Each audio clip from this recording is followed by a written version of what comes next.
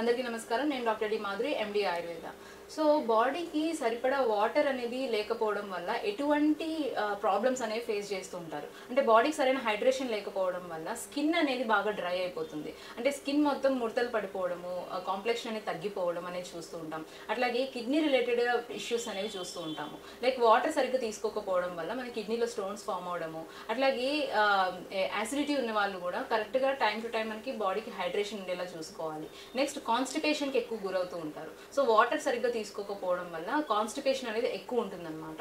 So ఇవి మెయిన్గా మనం చూస్తూ ఉంటాము. సో మెయిన్గా కిడ్నీ రిలేటెడ్ ఇష్యూస్ వస్తూ ఉంటాయి, యూరినరీ ట్రాక్ ఇన్ఫెక్షన్స్ వస్తూ ఉంటాయి. అంటే యూరిన్ వెళ్ళే దగ్గర మంట రావడము, నొప్పి రావడము, యూరిన్ డార్క్ కలర్లో రావడము. సో ఇవన్నీ ఏంటి అంటే మనకి వాటర్ సరిపడా బాడీలో లేకపోవడం వల్ల మనకి వచ్చే లక్షణాలు అనమాట. సో ఇవన్నీ రెడ్యూస్ అయ్యి నార్మలైజ్ అవ్వాలి అంటే కనుక ప్లెంటీ ఆఫ్ వాటర్ అనేది తీసుకోవాలి. కోకోనట్ వాటర్ కానీ, అట్లాగే ఫ్రూట్ జ్యూసెస్ కానీ, లేకపోతే గ్లూకోజ్ కానీ, కొంచెం బాడీకి హైడ్రేషన్ కలిగినవన్నీ తీసుకుంటూ ఉండాలన్నమాట. సో అప్పుడే మనకి ఈ ప్రాబ్లమ్స్ అన్ని రెక్టిఫై అయిపోతాయి. Thank you.